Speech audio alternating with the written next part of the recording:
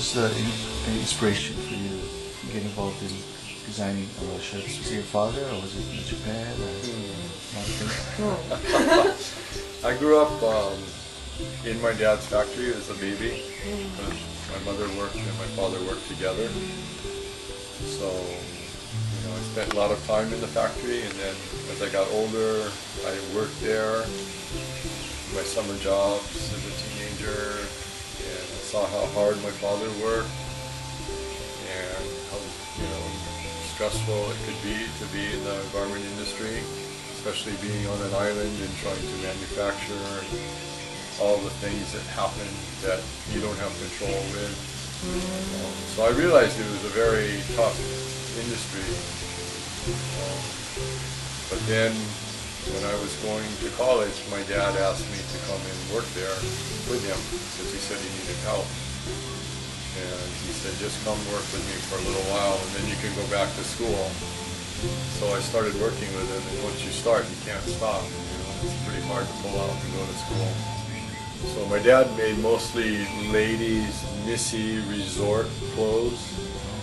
Polyester, suede, polyester pongee, bright acrylics, lace, lame, a lot of resorty looking fabrics. He also made aloha shirts, but very few, only to go with the muumuus and the dresses. So he wasn't really a shirt maker, he was more a ladies' dressmaker. No women's right now, no. Just the men's shirts. And t-shirts, surf trunks, walk shorts, t-shirts, caps, accessories. But my dad did all this ladies' clothes, so I wasn't real comfortable selling all of those clothes as a 23, 4-year-old to go and sell ladies' dresses to the resort market. So I said, if you want me to do this, I'll sell men's shirts. And he said, oh, I don't know, there's no money in men's shirts. And I said, well, there's other guys doing it, there's got to be money, so it's got to be worthwhile. So I started making shirts. And I sold some, so then we had to put a label on it. And my dad's company's label was Sun Fashions of Hawaii. And he said, what label are you going to use? And I said, well, I'll come up with a name and a label. And he goes, no, you don't have time. Here, use these. So he gave me the HRH label. And I went off and started our first production with those. And that went for about 10 years. Maybe 15 years. And then we had the opportunity to buy the name Kahala because it had been dormant.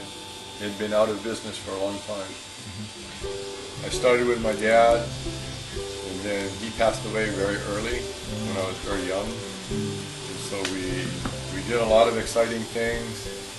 We were a licensee for Locomotion in the early days. And then we did the line Hawaiian style, which was a lot of t-shirts with fish on the back, which were very successful. And then we changed the name from HRH to Kahala in about 1990. And then I sold the company after that, and then I stayed on as creative director for 10 years with Kahala. And we concentrated on men's shirts, and we did some real exciting prints. We worked with fine artists, Avi Kiriati, John Severson, Yvonne Chang, and we developed an artist series, Michael Cassidy, Ron Anderson, these great artists that were fine artists, and we introduced them to a new medium, which was fabric and textiles and aloha shirts. And we had a fantastic 10 years making shirts for those people.